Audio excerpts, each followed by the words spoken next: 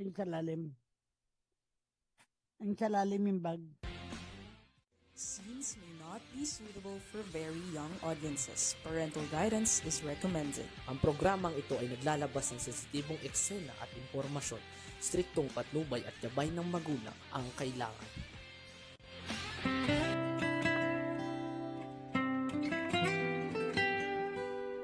Labas nyo na. Palabas na. Para may space. Tanong nyo, baka marunong i-fold.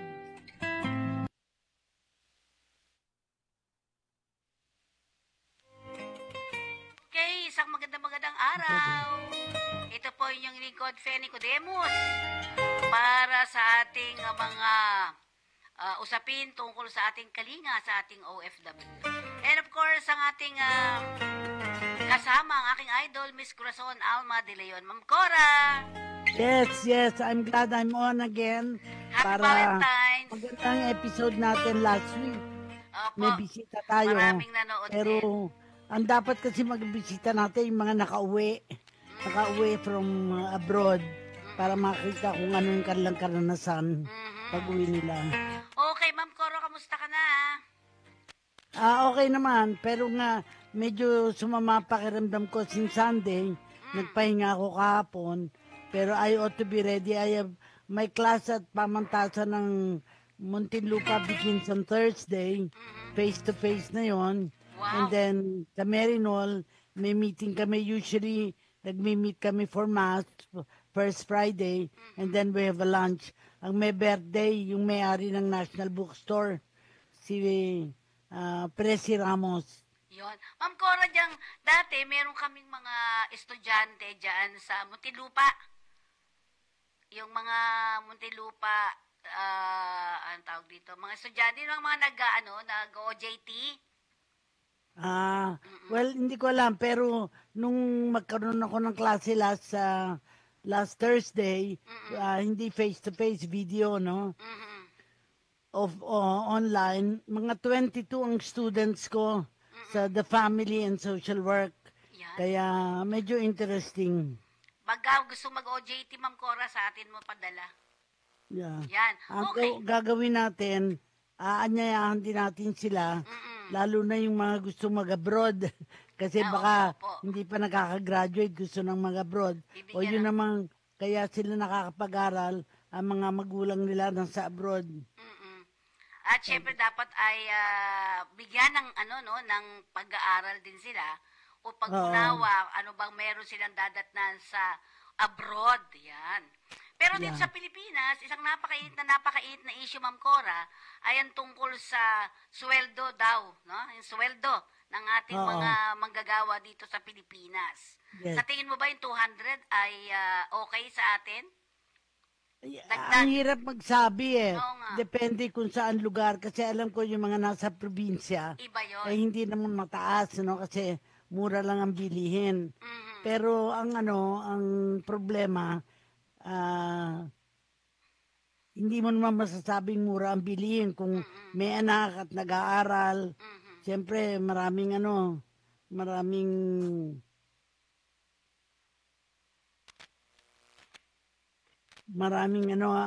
tawag dito, gastusin. Kasi, in terms of education, malaki na ang ginawa ng pamahalaan para huwag sila mag-suffer.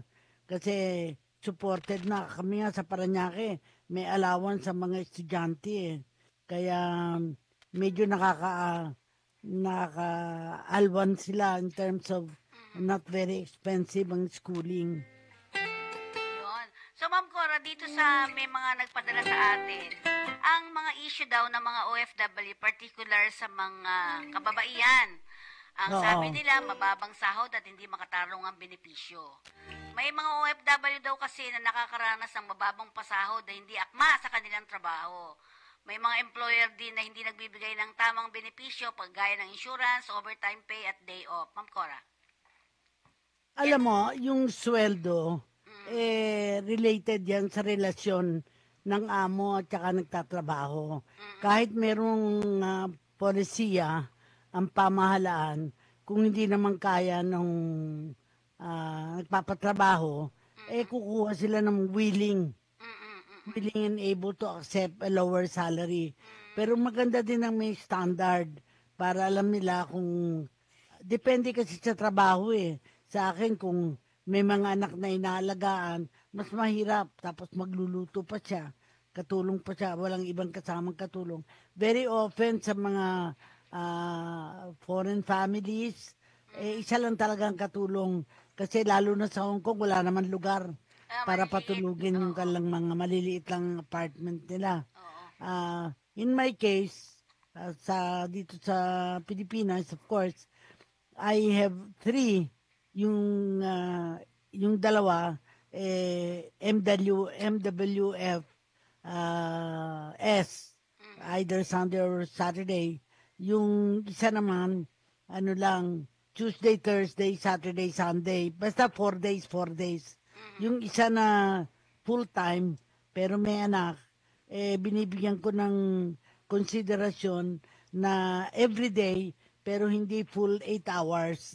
Kung kailangan tingnan ng anak sa pagpasok, kung kailangan supervise, binibigyan ko ng pagkakataon para maging makatarungan. Kasi iba siyempre yung katulong na may anak na inaasikaso. Iba yung katulong na may anak nga, pero malalaki na o kaya walang anak. So mga konsiderasyon mo, bigay mo para matiyak na magagawa lang trabaho sa bahay mo, pero at the same time, kinocompensate sila sa tama din. Yun. So Ma'am Cora, kasi ngayon ay may isang problemang nangyari. Natatanda mo yung balita tungkol doon sa batang nailagay sa loob ng washing machine? Wow. Di ba? Nabalita mo ba yun, ma'am? Namatay yung bata na. Kasi isang kasambahay natin na nasa Kuwait. Nasa Kuwait Kasi yun.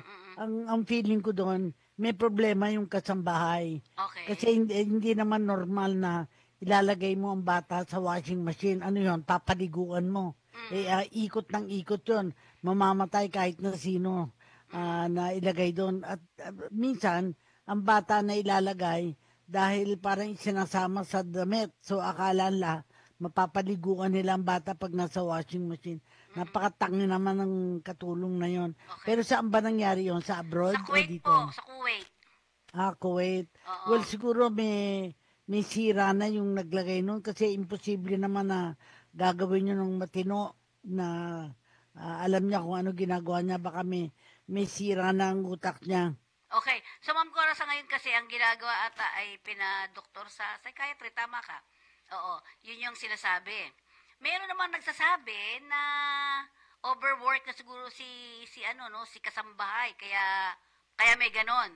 Meron din namang kwento na sinasabi na si OFW daw, si girl natin, ay inutusan paakyat sa taas. Tapos naiwan yung 2 batang inaalagaan niya din. No? So, naglaro ata yung mga bata. Doon nagpunta yung bata sa loob. Sa washing machine. Washing machine, oo. So, pinandar yun. O, di yun nga. Pero sa ngayon kasi ay iniimbestigahan pa ito, Ma'am Cora. So, iniimbestigahan. Tapos, sumunod dyan, meron namang namatay naman na Pilipina. No? Sa Kuwait din. At nakita yung labi ng ating OFW. Yung bata, oo. Ito na yung malaki na to, yung kasambahay naman ng pinatay dito, Ma'am Cora. So maraming issue ang lumalabas ngayon sa Kuwait.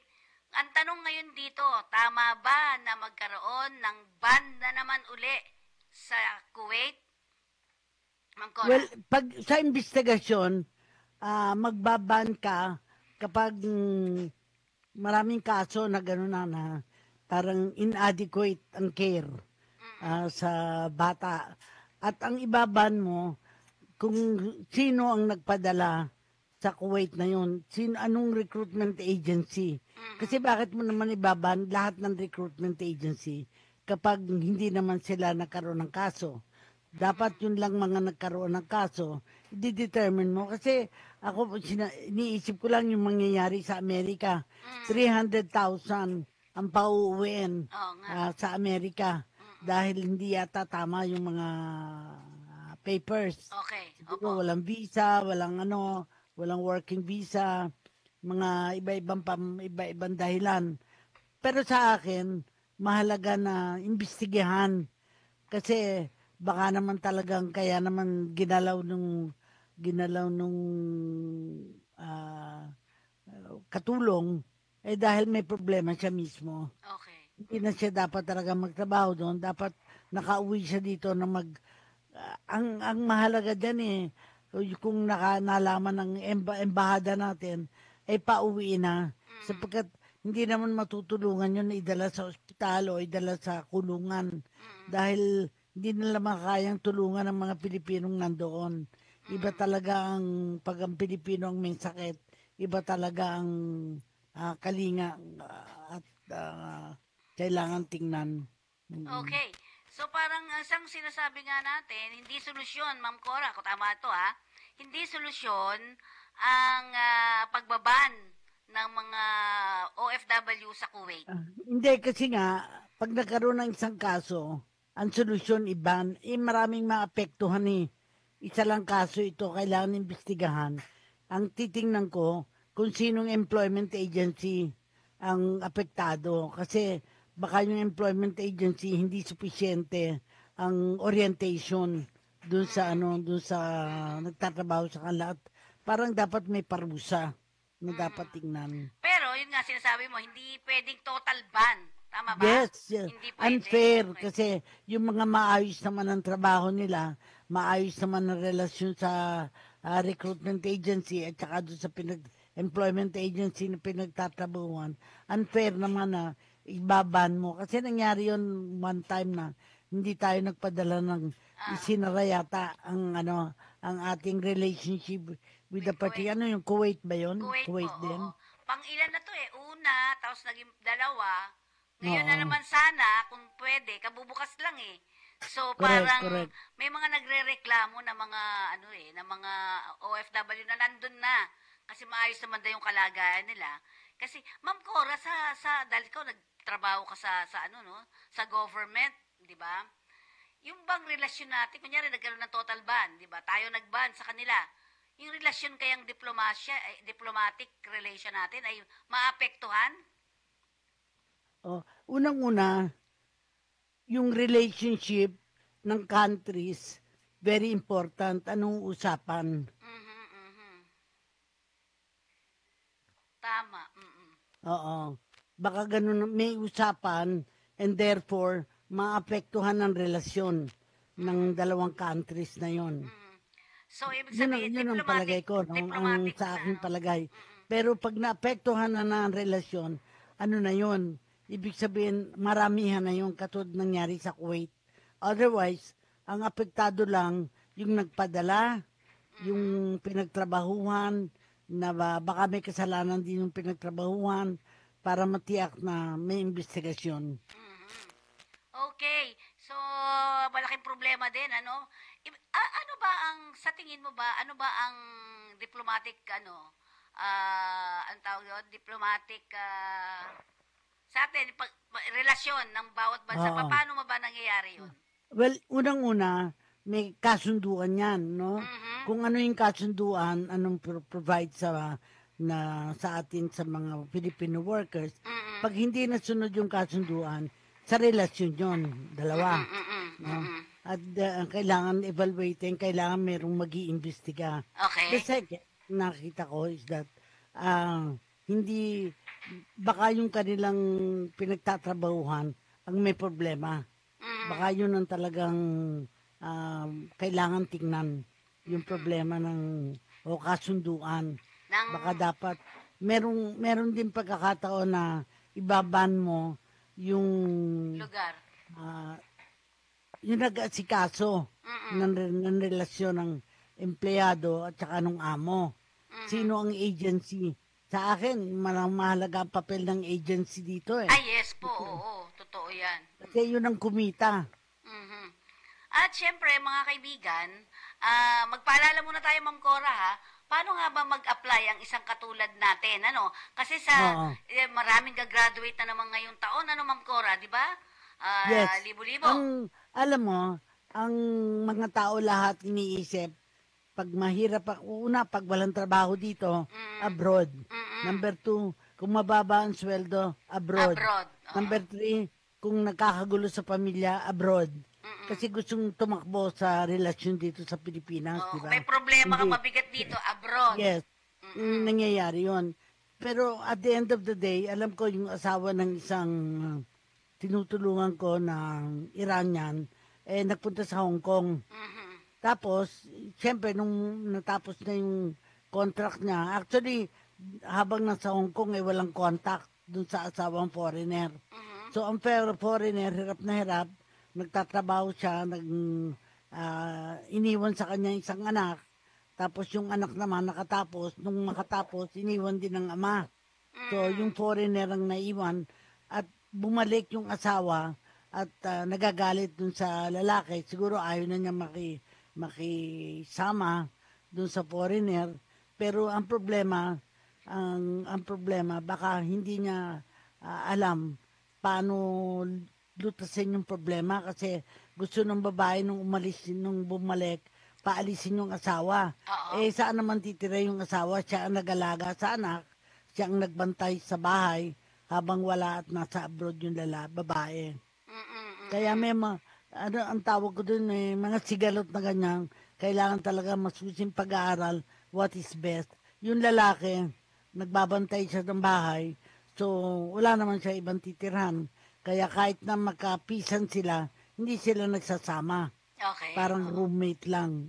Pwede naman mangyari yun kung ayaw na nilang... Okay, at mag-ano muna tayo habang may kausap si Ma'am Cora. Yes. Magpaalala muna tayo, RB. Paano ba Right. mag-apply? Hanap ng trabaho. Saan tayo magsisimula? Una, mga job fairs. Diyan, pwede tayo. Ang mga job fair ay mga event kung saan maraming kumpanya ang nagsasama-sama upang mag-alok ng trabaho. Magandang pagkakataon ito para personal na makausap ang mga potensyal employer at direktang mag-apply ng trabaho. Pangalawa, Public Employment Service Office. Ito ang mga opisina ng gobyerno na tumutulong sa mga naghahanap ng trabaho. Sila ay nag-aalok ng iba't ibang serbisyo tulad ng job matching, career counseling, at pagsasanay para mapadali ang paghahanap ng trabaho. Ikatlo, online job portals. Ito yung JobStreet, Indeed, etc. Ang mga online job portal ay may mga website na kung saan maaaring maghanap at mag-apply ng trabaho online. Dito, maraming job listing mula sa iba't ibang kumpanya at industriya. Pwede rin itong mag-set up ng alerts para malaman agad kung may bagong job openings na akma sa inyong profile. Ika-4, social media Facebook link. Ang social media platform tulad ng Facebook at Link ay nagiging popular rin sa paghahanda o paghahanap ng trabaho. Sa Link, maaari kang makipag-network sa mga professional at maghanap ng mga job posting sa Facebook. May mga grupo o pages na nagpo-post ng job vacancies. Ang mga nabanggit na paraan ay makakatulong po sa inyo na mas madali at mas mabilis na makahanap ng trabaho. Importante lang na subukan ang iba't ibang paraan upang makita kung alin ang pinaka-epektibo para sa inyo. Okay, ayan. Okay? Ayusin mo ito. At, ba't gano'n? Wala bang kumokontak sa abroad na nagsasabing may problema silang hinaharap? Kasi talagang ang programa natin para maging makabuluhan, either na may problema sa abroad o umuwi dito, may problema dito. Dalawa lang namang klase yan eh. Okay. Kaya pwede tayong makatulong. Pag nasa abroad, makikipag-coordinate tayo sa embassy. Dahil ang embahada natin at konsulado may karapatang at may katungkulan tumulong doon. Pero kapag nandito, ang Department of Migrant Workers. Oo. Workers ang kausap. At saka Department of Labor din. Dalawa silang ahensya na naghati sa Okay.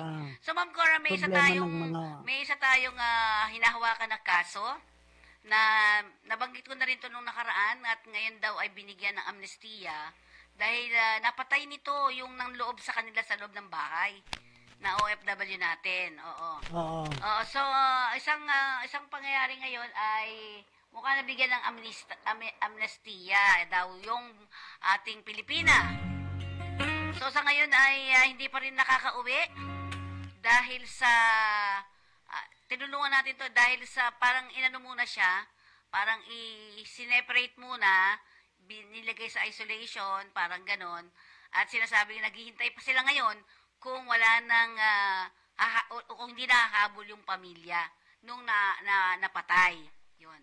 So, kasi nanlaban tong... Kasi pag namatay abroad, ang naisip ko lang, pamamaraan para makauwi dito na sa tamang paraan katulad ng ginagawa ng ating mga konsulado. Kasi nagkaroon ako ng karanasan dyan na yung ambassador natin sa Japan in-inform ng Department of Social Welfare kasi yung undersecretary namin ay kapatid niya ang ambassador.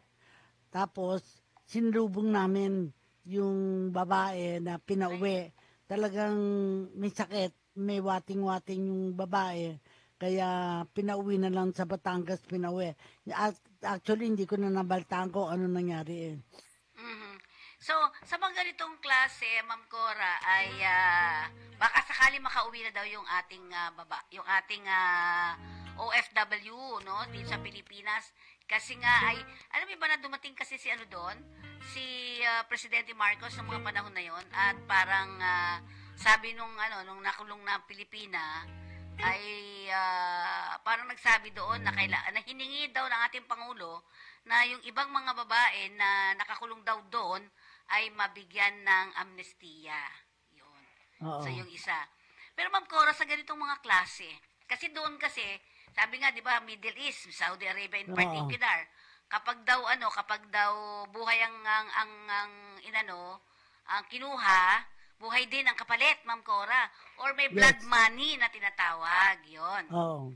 Pero ang unang-una, ideally, merong abogado ang Dapat. embahada. Oo. Yeah. At usually naman ang mga nagtatrabaho sa embassy either pasado o hindi pasado, depende sa level, ano. Pero nakakatulong pagbibigay ng advice. Ang nagbabago ang picture kapag umuwi yung nagtatrabaho sa abroad na hindi maliwanag ano ang kondisyon ng pag-uwi. Baka bibigyan pa siya ng pera o wala lang, pababalikin na lang at sasabihin hindi na siya pwede magtrabaho. Kailangan alamin ano ang dahilan bakit hindi na makakatrabaho. Okay, 'yon. Oo. Siguro sa mga ganitong klase, no, iba't ibang klase din ng mga kaso na kinasasadlakan ng ating mga kababayan. Lalo na ang mga kababaihan. Ano masasabi mo, tama ba daw na, Ma'am Cora, na ang mga kababaihan natin ay pwedeng mag-abroad pa? Halimbawa, sa Middle East?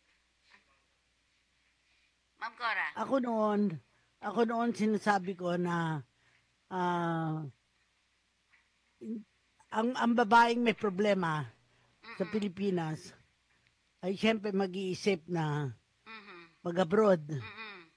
Pero yung kakayahan niya na mag-handle ng problema, hindi natin alam. Baka pag nagka-problema lalong sumakit ang ulo niya, hindi siya makapagtrabaho, matanggal siya. Problema ngayon ng embassy, paano siya makauwi? Di ba? Ganun talaga nangyayari Kaya dapat tiyakin na nasa mahusay na kondisyon yung worker o yung babae na magtatrabaho abroad kasi dapat nga makausap natin yung mga kondisyon ng mga babae na tatrabaho abroad kasi wala tayong alam dyan ina-assume lang natin ginusto na, hindi naman sila makakalabas kung hindi nila ginusto. Hindi nila ginusto na makapagtrabaho sila abroad. Hindi ba? Yan, batiin muna natin, Ma'am Cora, si Miss Kuan Merzi ng Taiwan. Ayan. Sige. At si Marge is also watching. Alex Napire ng Kabuyao, Bulacan, ng Laguna pala. Paski Natividad, Freddy Ray Marso ng Kuwait. Ayan. At si Fatima Telo Caye, Emmanuel Josue ng Houston, Texas. Ma'am Cora, yun nga daw, ang mga nagiging problema ngayon ay violation ng mga ng mga karapatan ng bawat OFW natin. May mga violation Kasi daw ng karapatan. hindi natin mahuhusgahan kung sino ang tama, kung sino mali, hanggat di natin alam yung facts and figures, no? Kaya mahalaga na may kausap tayo na nakakaintindi, na alam kung ano nangyari abroad dun sa kanyang sitwasyon, at may kausap din tayo na titingnan yung karapatan. Kasi ang karapatan ay pwedeng karapatan dito sa bayan natin, karapatan sa abroad, kapag merong pirmahan sila.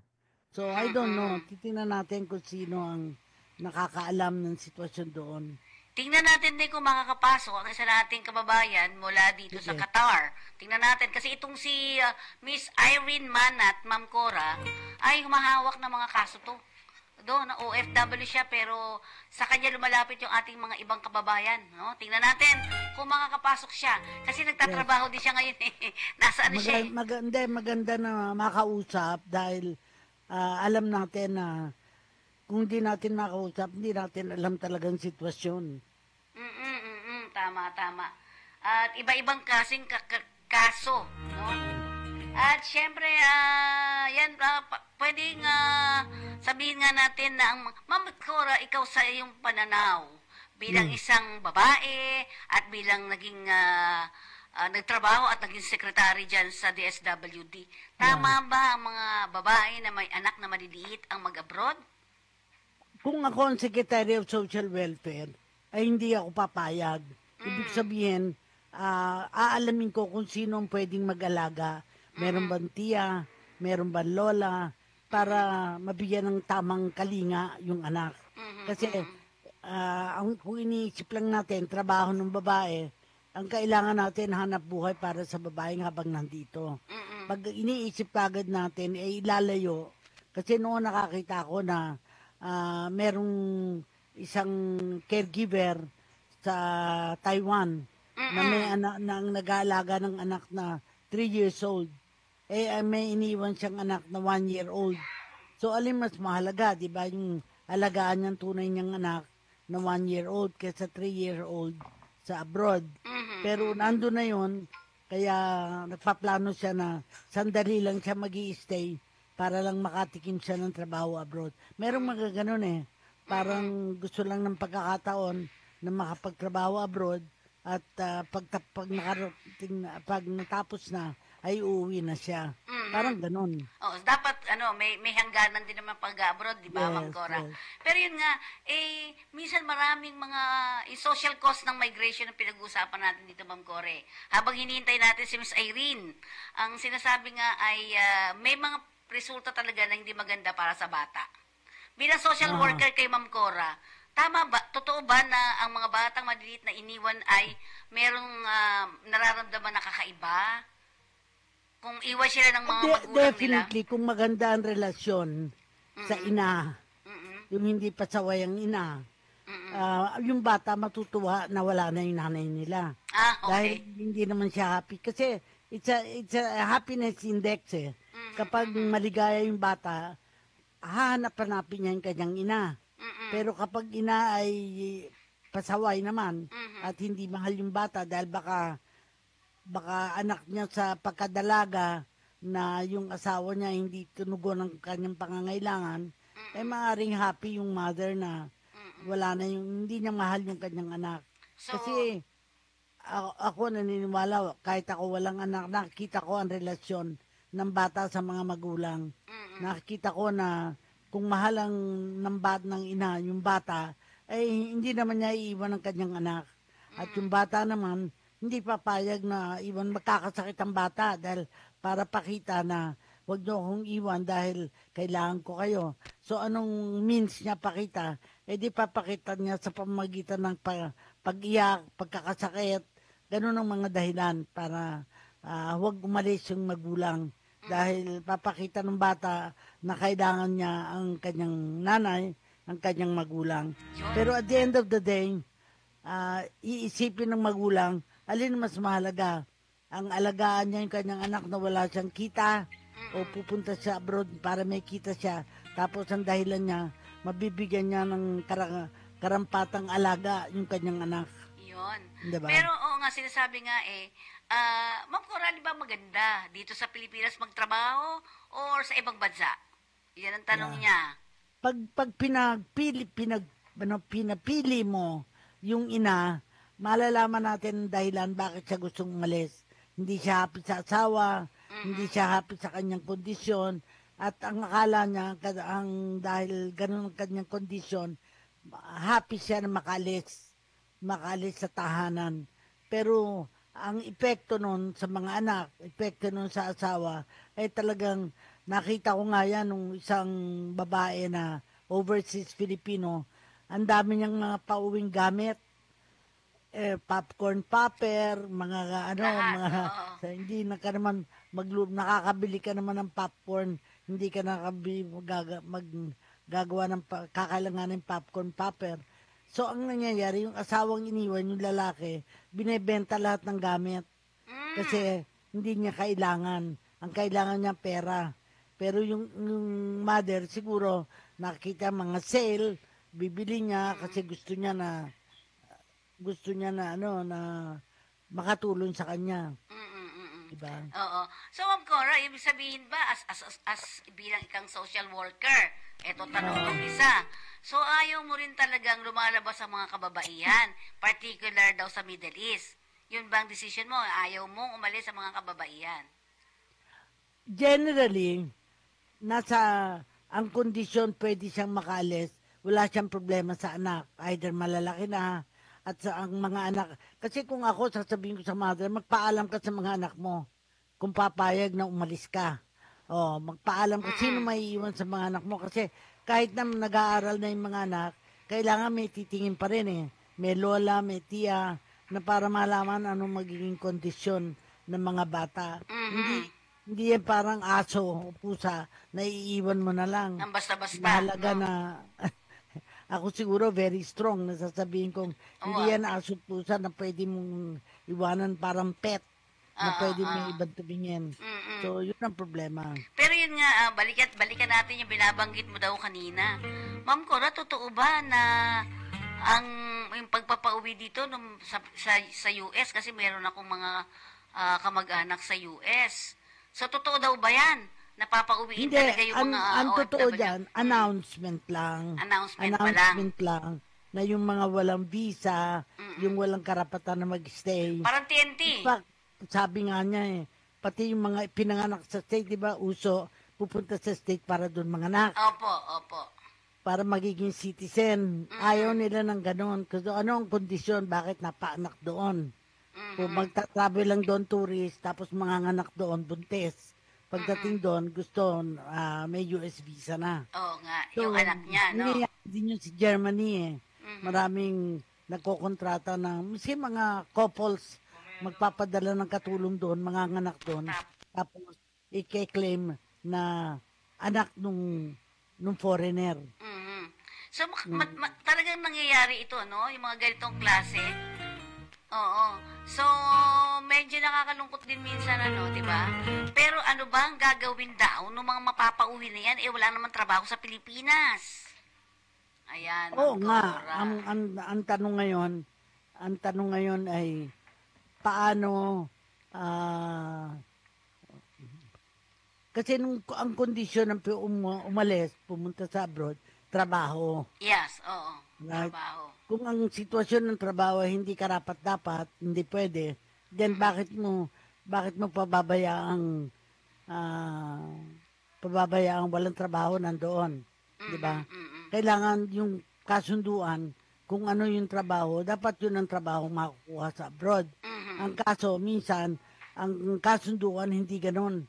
Ang kasunduan may particular job, particular salary, pagdating doon, hindi ganun na susunod. Mali, iba ang mangyayari, ano?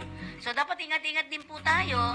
Diyan papasok ngayon ang iba't ibang mga ahensya ng mga CSO, Ma'am Cora, yung mga NGOs, CSOs, faith-based organization, yan yung mga pwedeng pumasok para magbigay ng kaalaman o information para sa inyong mga kabutihan. Yon. Ayan. Sige. Si Jans Danwell. Hello, Jans. Okay, yan. Mga nanonood sa atin. Diana Pineda Manzano, Jans Daniel Pineda Manzano. Ayan. So, Ma'am Cora, ano naman ang masasabi mo sa mga gustong mag-abroad? Ano ba yung mga pwede mong ipaalala sa kanila? Sa mga gustong mag-abroad, specific kung anong job ang gusto nilang pasukan. Kailangan maliwanag na talagang ang pupuntahan nila, meron silang job specific. Ayan nangyayari yan sa New Zealand, nangyayari sa maunlad na bansa katulad ng Australia, and even Canada. Alam ko nagre-recruit sila na graduate sa kung saan. Hindi pwedeng peke. Peke ang kanilang mga credentials. Napakalaga na tama yung kanilang credentials. No? Kaya mahalaga na alamin kung ano ang kanilang natapos para doon sa requirements ng particular kumpanya. Ayan. So, yan. Ma'am Cora, dahil ngayong ay Valentine's Day, itong darating na, next week na yan. Ano daw bang ginagawa ngayon ng natin daw, ng Red Cross? Ayan, Red Cross. Nalala nila, nakapula ka eh. Red Cross daw, Ma'am Cora. Hindi, alam mo, kaya ako nakapula sa Red Cross para malaman ng mga nanonood sa atin, lalo na sa abroad, na merong international humanitarian organization na Red Cross na tumutulong. Merong, for example, nawawala yung nandun sa abroad. Pwedeng hanapin, Restoring Family Links. Meron tayong programang ganyan. Kukontakin ang Red Cross doon sa ibang bansa para hanapin kung sino yung nawawala. Minsan yung nawawala na yun talaga nagtatago. Ayaw nang makontak sila ng kapwa Pilipino nila. Kundi kung merong issue, kung merong problema yung Pilipino doon, makatutulong kung malaman bakit nawawala yung tao na yon. Number 2, kaya ako din sinuot ito para maunawaan ng mga kaya din ako nandito sa programang ito, dahil ako ay Vice Chairman ng Philippine Red Cross. Kung paano ako makakatulong, kasi ang iba sa kanila, maring naapi. Tama ang sabi mo, kailangan may kakampi. Pero at the same time, gusto ko ding maunawaan ng mga nanonood sa atin, hindi naman natin gusto ang problema. Gusto natin makatulong sa mga nangangailangan. Kaya gusto kong ipakilala na ang Red Cross ay mahalaga para sa atin. Lalo na sa mga OFW, di ba? Kasi napaka-importante ng mayroon kayo sinasalihan, di ba, Ma'am Cora? Either faith-based to, NGO to, basta meron kayong partner ng mga malalaking organization sa labas ng bansa. As an international humanitarian organization, we have, I think, 136 all over the world. Kahit anong bansa, kahit anong Africa, Asia, Latin America, ay meron. Kaya ang interest natin ay paalam na kung saan nasaan kasi ang mga Pilipino marami na rin sa Africa. Marami na rin sa Ireland, sa Europe, sa New Zealand, etc. Kaya mahalaga na ipaalam na ang Philippine Red Cross ay may kaugnayan sa magagawa sa ibang bansa. At ilang mga bansa sinasabi mo, Ma'am Cora, para sa ating Red 100, Cross? sa bilang namin, 136 o 126. Alamin ko next time. Exactly, kasi nadadagdagan yun eh. Okay. So, just in case, kung may mga, halimbawa, may mga gera-gera, kasama din sila, no, Ma'am Cora, na tumutulong? Halimbawa, nung magkaroon ng gera sa Lebanon, napauwi yung mga Pilipina. Kaso ayaw mo dahil ang asawa nila, Lebanese. Oo nga. So, sasabihin nila, ayaw nilang humiwalay sa asawa nila kasi nagpakasal na sila doon eh. Nangyari yun nung ako'y Secretary General, nakita ko na hindi basta-basta sasabihin ng Pilipinas, uwi na ang mga Pilipino, paano kung may karelasyon sila at mas maligaya sila kahit may giyera, Ngayon din, hindi ko alam sa Israel, sa Gaza, sa Ukraine, may mga sitwasyon din na kahit na gusto mong pauwiin, ayaw nilang umuwi. Oo nga, tama nga talaga. Siguro, Ma'am Cora, ang isang sasabihin natin sa ating mga kasama, lalo na yung mga OFW, mag-isip-isip muna bago talagang lumakad pa abroad, ano, Ma'am Cora? Talagang dapat, bago lumakad, alamin nila ang sitwasyon sa bayan na yon. Ano yung pwede, ano yung tama, ano yung hindi pwede, ano yung hindi tama. Kaya naniniwala ako na malaki ang papel ng ating embahada para alamin kung sino-sino ang pwede lamang magpunta. Ikalawa, yung ating Department of Migrant Workers, may mga experience na sila na alam na nila kung ano nangyayari sa mga bansang nakakaproblema tayo. Alam ko may mga dating mga bansa na dati wala namang Pilipino doon. Pero nakita nilang magagaling mga Pilipino ay kumukuha sila ng mga magtatrabaho doon. Nakakatuwa. Parang nadagdagan ng opportunities. Pero kung nadagdagan ng opportunities pero nadagdagan din naman ng problema na yun ng ating embahada. Yes, Kung saan sila nandun. Minsan kasi walang embahada sa mga lugar na yon. Yung pinakamalapit na lang ang pupuntahan nila. So, hindi garantisado na matutulungan sila kung walang embahada. Sa Israel, di ba, ang ano nila ay malayo. Malalayo mga mga embassy natin. Lugar, malalayo. Especially in Saudi Arabia. Saudi Arabia, Middle East na, Ma'am Cora, talaga napakahirap. Well, eto naman ng isa. Ma'am Cora, ikaw lang magsabi kung paano nga ba, ano nga ba to? Paano nga ba daw ang mga OFW ay pipili ng kanilang, siguro sa butuhan to. Sa butuhan. Baka gusto mo magbigay, Ma'am Cora, ng paalala mula sa ating mga OFW. Well, sa pagboto. Yan. Unang-una, yung tungkol sa pagboto, yung embassy natin magsasabi kung saan sila nandoon, kung paano bumoto. Of course, ang ating COMELEC ay may panawagan dyan. Parang, kasi merong ibang susulat lang sila o kaya online sila o online iba-ibang pamamaraan, depende. At maaga ang boto nila. Hindi tayo sumasabay sa regular na botohan. April yata mag-start na sila pagbilang, nakakatiyak na ba sila na mahusay ang pagbilang o baka maloko sila dahil hindi nila alam. Number 2, nakita ko na binibigyan sila ng pagkakataon na bumoto dahil citizen naman sila ng Pilipinas. Kaya mahalagang gamitin nila yung kanilang kaalaman at paano bumoto. Kasi sayang naman ang boto nila, makaka-apekto din sa eleksyon kapag ang mga migrant workers ay makakaboto. That's one. Number 2, alamin nila sa kanilang kapamilya, lalo na yung local elections, sino ang karapat-dapat. Kasi ang dami talagang tumatakbo na hindi karapat-dapat. Oo nga. Bigyan nila ng pagkakataon ng sarili na alamin kung magaling ba yung mga taong boboto nila. Kasi hindi ko alam kung yung local elections kasama dyan o national elections lang. Hindi ko alam. Kasama lahat, natin Ma'am Cora. para mapag-usapan. Dapat nga pag-usapan natin sa COMELEC paano yung mga bumoboto na, of course, masasabi natin walang bayaran, nasa abroad Pero still and all, sino-sino ba ang pwedeng iboto ng mga Pilipino sa abroad? At saka dapat Ma'am Cora, yung magkaroon talaga ng kaalaman doon sa iboboto mo. Huwag tayo maging bobo, butante daw. Marami daw kasing bobo, butante, Ma'am Cora. Kasi binibigay yung mga kakilala lang. Ang paniniwala ko, we cannot fail on the part of proper education, kaalaman.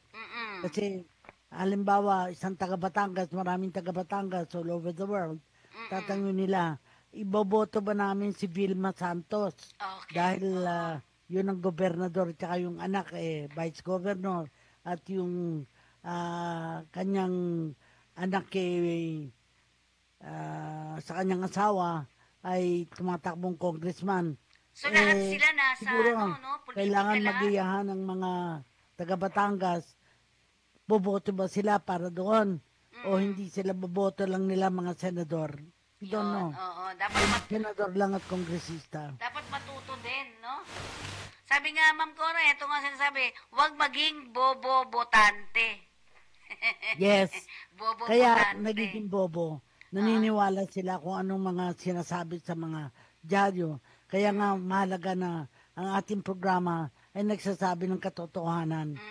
Kasi kumuha tayo ng impormasyon sa iba para makapagbigay pa tayo ng tamang pananaw, tamang balita na kahit na nagtatyaga tayo, kahit na wala tayong sponsor, Oo ay nga eh. tiyak natin na tumutulong tayo kahit na mahirap. Oras ng katanghalian ngayon, mainit. Andito tayo. Ako pa nainitan kasi electric fan lang ang dala ko dito. Ang gamit ko dito. Ma'am, nasa ka ba ngayon? Sa bahay lang, bahay. Sa bahay. Oo. Kasi pag susum ka sa bahay, komportable ka naman. Oo, tama, Pagkatapos tama. ng ating show ng 1 o'clock, pwedeng mahiga na. Mag-rest, Dahil no? napagod ng korpo. Sabi nila parang nasa Meron ano pa ka eh. tayong medyo malaki pang oras. Oo. May 20 minutes pa tayo. Oo. Pero siguro magpanawagan tayo sa mga nanonood, nakikinig sa atin. Ano yung mga karanasan nila sa mga kapamilyan lang umuwi o hindi umuwi? Yun, Ano ang oo. kanilang mga katanungan? Parang magtanong sila para tayo makatulong ng paliwanag. Yun. Yun Ma'am lang Cora, naman ang itong bibig- isa, oh. Sabi niya, dati ang asawa daw niya, taon-taon umuwi ng Pilipinas. Lalaki ang asawa niya. Lalaki ang nandoon. Taon-taon umuwi.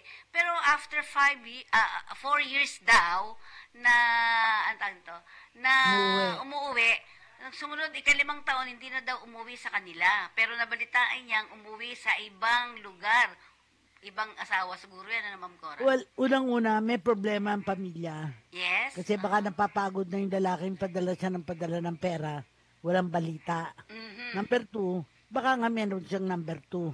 Yun. And Ano daw nandito gagawin sa niya, Ma'am Cora? Pilipinas, kaya umuwi siya dahil may number 2 siya. Kaya kailangan imbestigahan, alamin. Kasi kung ang babae, kampante lang, kasi hindi na papadala ng pera, I'm sure may dahilan bakit hindi nagpapadala ng pera. Either meron siyang binibigyan ng pera kapalit dun sa asawa o kaya meron siyang chiching maski sa bansang kinalalagyan nila. Yun, ito O ang minsan, tanong, Ma'am Cora.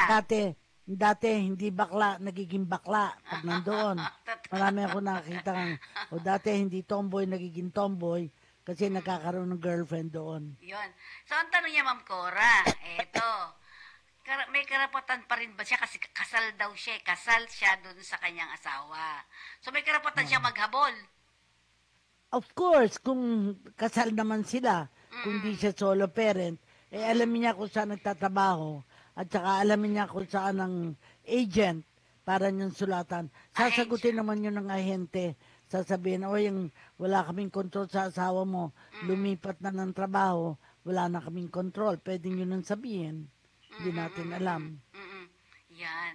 So, sa iyong paningin, sabi nitong isa, tama ba na isulong ang dito, divorce law dito sa Pilipinas, isusulong ang divorce bill? Well, may mga tao na miski sa mataas na posisyon, gusto may divorce law. Kasi hiwalay na sila sa asawa, pero nagsasama na sa ikalawang asawa pero hindi divorce. Kaya maaaring magkasuhan. At the end of the day, ang mahalaga, anong understanding. Kasi minsan, yung kahit walang divorce, yung babae willing na, sige, may walay ka na kasi ano ka lang naman, pasakit ka lang sa akin, hindi ka nakakabigay ng pera. Tapos, ano ka. So, depende sa dahilan ng babae. Sa akin, pareho kong puproteksyonan, babae, lalaki. Baka yung babae, meron ng kalaguyo. Baka yung lalaki, meron namang kalibin. So, yung mga dahilan na yun ay bibigyan natin ng karampatan sagot sa panggitan ng kukonsulta tayo sa mga abogado. Kasi mga abogado nakakaalam ng kaukulang batas para dito. So, ibig sabihin, Ma'am Cora, ano din yan, parang anong tawag ba doon sa ganito? Case-to-case basis, tama? Case-to-case, kung yung iba kailangan talaga na magkaroon ng divorce law. Maraming nagpupush ng divorce. Bakit nagpupush ng divorce? Para makapag-asawa sila legitimately. Pero nakita naman natin, ang dami-daming solo parents. Ayan. Ayaw talagang mag-asawa. Hindi pwedeng mag-divorce yung hindi naman kasal. Okay. So, nagsasama lang. Kaya mga solo parents. Kaya sa akin, hindi ko alam kung ano talaga ang batas. Kailangan konsultahin ng batas tungkol dito.